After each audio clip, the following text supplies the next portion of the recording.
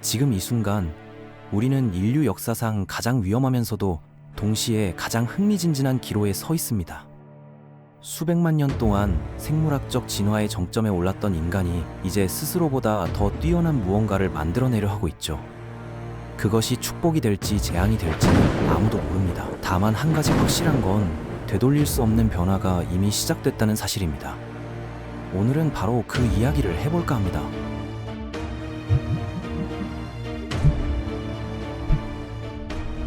지구라는 행성에서 인간만큼 성공한 종은 없었습니다. 다른 동물들과 경쟁조차 하지 않을 정도로 압도적이죠. 사자나 곰처럼 강한 육체를 가진 것도 아니고 치타처럼 빠르지도 않으며 독수리처럼 날 수도 없습니다. 그런데도 우리는 이 모든 생명체를 지배하게 됐습니다. 어떻게 이런 일이 가능했을까요? 답은 간단합니다. 지능이라는 무기 때문이었죠. 지능이란 새로운 정보를 습득하고 논리적으로 사고하며 문제를 해결하는 능력을 말합니다. 그리고 인간은 이 능력을 극한까지 활용한 유일한 종이었습니다. 자연의 규칙을 이해하고 그것을 우리에게 유리하게 바꿔버렸죠. 하지만 여기까지 오는 길은 결코 순탄하지 않았습니다. 생명의 역사를 거슬러 올라가 보면 지능이라는 것이 얼마나 귀한 능력인지 알 수 있습니다. 약 5억 년 전 최초의 신경구조가 편형동물에게 나타났습니다. 그저 몇 개의 신경세포가 모여있는 단순한 형태였죠. 생존에 필요한 기본적인 반응만 처리할 수 있었습니다. 이후 수억 년 동안 생명체는 천천히, 아주 천천히 복잡해졌습니다. 더 다양한 환경에 적응하고 새로운 감각을 얻고 먹이를 놓고 치열하게 경쟁하면서 말이죠. 그런데 자연에서는 오직 생존만이 중요했습니다. 뇌는 엄청난 에너지를 소비하는 기관이기에 대부분의 동물들에게는 특정 환경에 딱 맞는 제한된 지능만 있으면 충분했습니다. 조류, 문어, 포유류 같은 일부 동물들은 좀 더 정교한 신경망을 발달시켰습니다. 복잡한 길찾기 능력이나 의사소통 능력이 생존에 도움이 됐기 때문이죠. 그러다 약 700만 전 호미닌이라 불리는 인류의 조상이 등장합니다. 왜 그랬는지는 아직도 명확하지 않지만 이들의 뇌는 다른 영장류보다 훨씬 빠르게 커졌습니다.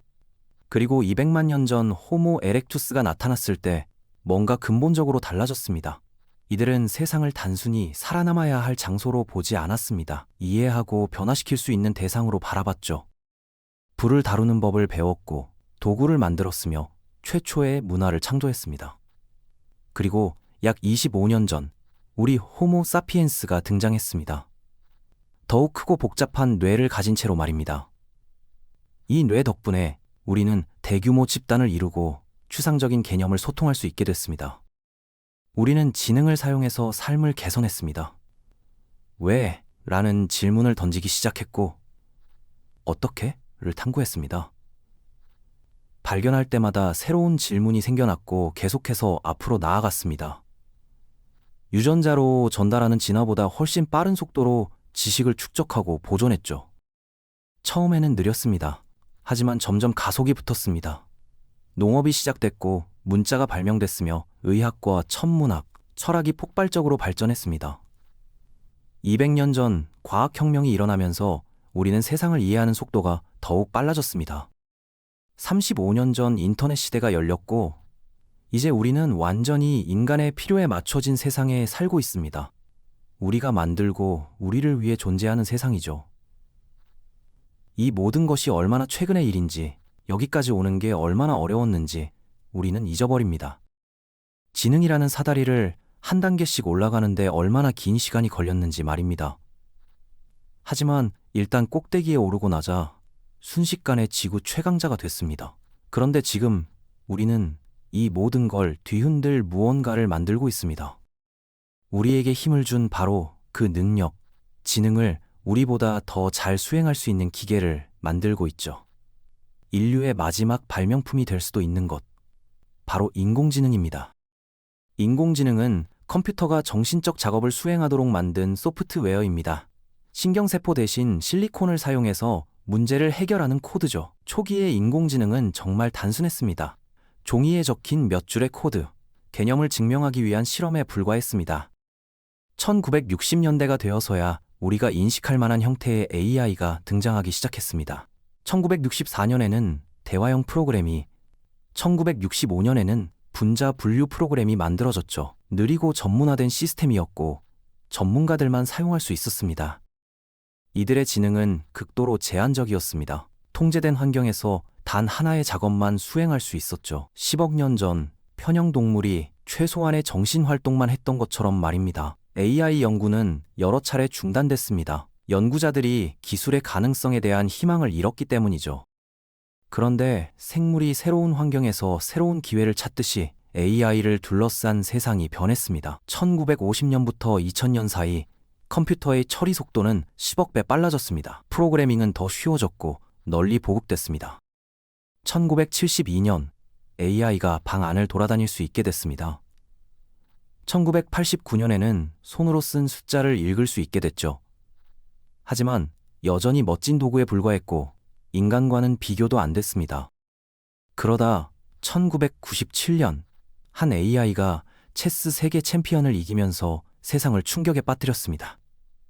우리를 능가하는 기계를 만들 수 있다는 사실이 증명된 거죠. 물론 우리는 스스로를 진정시켰습니다. 체스 보스는 꽤 멍청하다고 말이죠. 편형 동물은 아니지만 아마 벌 정도의 수준이라고 생각했습니다. 특화된 좁은 영역에서만 작동하는 거라고요. 하지만 그 좁은 영역에서만큼은 너무나 뛰어나서 이제 어떤 인간도 AI를 체스로 이길 수 없습니다. 컴퓨터가 계속 발전하면서 AI는 점점 더 많은 작업에 강력한 도구가 됐습니다. 2004년에는 화성에서 로봇을 운전했고 2011년에는 유튜브 영상을 추천하기 시작했습니다. 하지만 이건 인간이 문제를 작은 조각으로 나눠서 컴퓨터가 빠르게 처리할 수 있게 만들었기에 가능한 일이었습니다. 그러다 우리는 AI에게 스스로 학습하는 법을 가르쳤습니다. 여기서 기술적인 세부 사항은 생략하겠습니다. 엄청나게 복잡하기도 하고 핵심을 전달하는 게 더 중요하니까요. 간단히 말하면 슈퍼컴퓨터의 막강한 성능과 정보화 시대에 수집된 거의 무한한 데이터를 결합해서 새로운 세대의 AI를 만들어냈습니다. AI 전문가들은 신경망이라는 소프트웨어를 극적으로 개선하기 시작했습니다. 수많은 인공 뉴런으로 이루어진 거대한 네트워크였죠. 처음에는 주어진 작업을 형편없이 수행합니다. 그런 다음 머신러닝이라는 기법을 사용했습니다. 이건 다양한 훈련 방식을 포괄하는 용어인데 알고리즘이 스스로 코드를 작성하고 개선할 수 있게 해줍니다. 무서운 점은 우리가 정확히 어떻게 작동하는지, 내부에서 무슨 일이 일어나는지 완전히 이해하지 못한다는 겁니다. 그냥 작동한다는 것만 알 뿐이죠. 그리고 결과물은 새로운 유형의 AI, 유능하지만 블랙박스 같은 코드입니다. 이 새로운 AI들은 복잡한 기술을 극도로 빠르게 습득할 수 있었고 인간의 도움도 훨씬 덜 필요했습니다. 여전히 좁은 지능이었지만 엄청난 도약이었죠.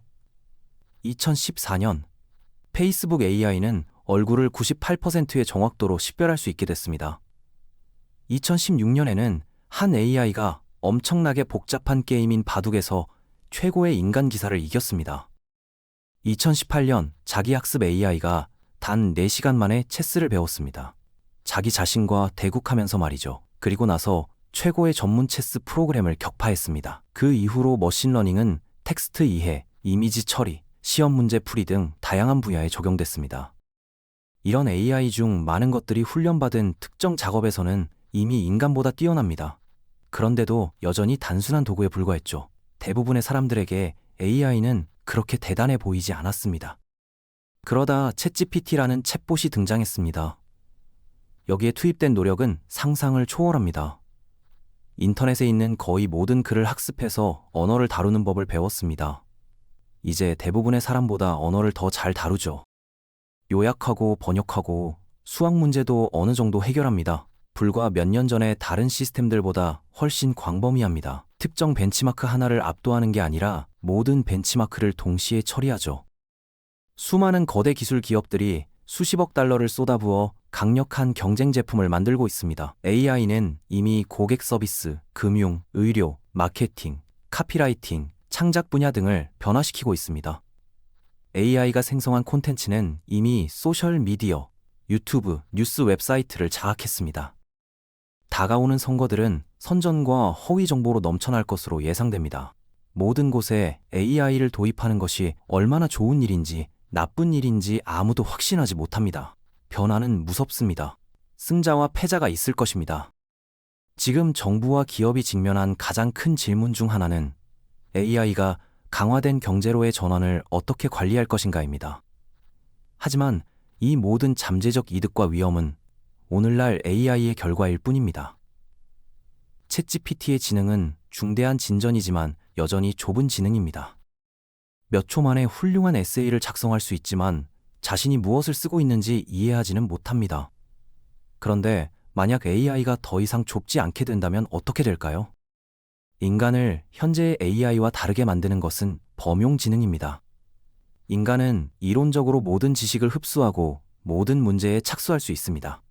체스를 두는 것부터 글쓰기, 과학 퍼즐 풀이까지 매우 다양한 기술과 작업을 잘 수행합니다. 물론 똑같이 잘하는 건 아닙니다. 어떤 분야의 전문가는 다른 분야의 초보자죠. 하지만 이론적으로는 모두 할 수 있습니다. 과거의 AI는 좁았고 한 가지 기술에만 능숙해질 수 있었지만 다른 모든 것에서는 형편없었습니다. 더 빠른 컴퓨터를 만들고 AI 훈련에 더 많은 돈을 쏟아붓는 것만으로도 새롭고 더 강력한 세대의 AI를 얻을 수 있습니다. 그런데 AI의 다음 단계가 우리처럼 범용지능이 되는 것이라면 어떨까요? AGI 말입니다. AI 개선 과정이 지금처럼 계속된다면 AGI가 대부분 또는 심지어 모든 기술에서 인간보다 나을 가능성이 충분히 있습니다. 우리는 AGI를 어떻게 만드는지, 어떻게 작동할지, 무엇을 할 수 있을지 모릅니다. 오늘날 좁은 AI가 하나의 정신적 작업을 빠르게 마스터할 수 있다면 AGI는 모든 정신적 작업에서 같은 일을 할 수 있을지도 모릅니다. 처음에는 멍청하게 시작하더라도 AGI는 인간만큼 똑똑하고 유능해질 수 있습니다. 공상과학 소설처럼 들리겠지만 대부분의 AI 연구자들은 이것이 금세기 중에 일어날 거라고 생각합니다. 어쩌면 불과 몇 년 안에 말이죠. 인류는 다음에 일어날 일에 대비가 되어 있지 않습니다. 사회적으로도, 경제적으로도, 도덕적으로도 말입니다. 앞서 우리는 지능을 학습하고, 추론하고, 지식과 기술을 습득해서 문제를 해결하는 능력이라고 정의했습니다. 모두 인간이 뛰어난 것들이죠. 평범한 인간만큼 똑똑한 AGI조차도 현대 문명을 뒤흔들 것입니다. 왜냐하면 그들은 우리와 같은 한계에 구속되지 않기 때문입니다. 오늘날의 AI인 챗GPT는 이미 만들어진 작업을 매우 숙련된 인간보다 최소한 10배는 빠르게 생각하고 해결합니다. AGI는 더 느릴 수도 있지만 훨씬 빠를 수도 있습니다. 그리고 AGI는 소프트웨어이기 때문에 충분한 저장관만 있다면 무한히 복사해서 병렬로 실행할 수 있습니다. 전 세계에 800만 명의 과학자가 있습니다. 이제 AGI를 100만 번 복사해서 작업에 투입한다고 상상해보세요. 인간보다 10배 빠르게 생각하고 주의가 산만해지지 않으며 오직 주어진 과제에만 집중하는 100만 명의 과학자가 24시간 내내 일하는 거죠. 만약 갑자기 AGI가 세상의 모든 지적 작업을 할 수 있게 된다면 어떻게 될까요? 법률 해석부터 코딩, 애니메이션, 유튜브 영상 제작까지 인간보다 더 잘하고 빠르고 훨씬 저렴하게 말입니다. 이 AGI를 통제하는 사람이 갑자기 경제를 소유하게 되는 걸까요? 더 크게 생각해 봅시다. 인류의 진보는 문제에 적용되는 우리의 지능입니다. 그렇다면 100만 개의 AGI가 무엇을 이룰 수 있을까요? 암흑 에너지 같은 근본적인 과학 문제를 해결할 수 있을까요?